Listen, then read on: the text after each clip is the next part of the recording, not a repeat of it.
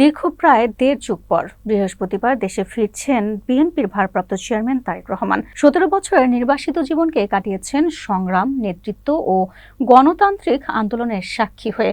প্রবাসে থেকেও তিনি নেতৃত্ব দিয়েছেন আন্দোলনে, যার সফল প্রতিশ্রুতি হল ২০২৪ সালের গণ-অভ্যুত্থান।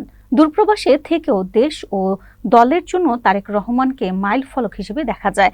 ২০০৮ সালের ভয়াবহ রাজনৈতিক প্রেক্ষাপটে অসুস্থ সন্তানের পাশে মা বেগম খালেদা জিয়ার অসহায় চিত্র কোটি মানুষের হৃদয় ছুঁয়েছিল।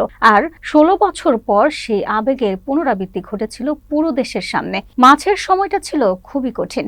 দেড় যুগের অপশাসন, বিরোধী মত দমনের রাজনীতি, সরকারের রোষানলের নির্যাতন, সব মিলিয়ে নেতাকর্মী ও সাধারণ মানুষের জন্য শ্বাসরুদ্ধকর অভিজ্ঞতা।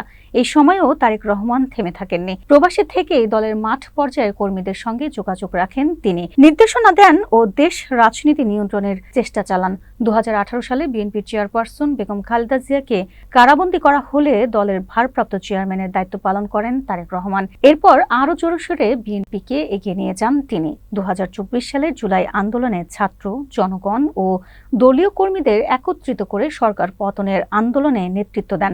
অবশেষে দীর্ঘ ১৫ বছরের ক্ষমতা শাসনের পর আওয়ামী লীগ সরকার পতিত হয়।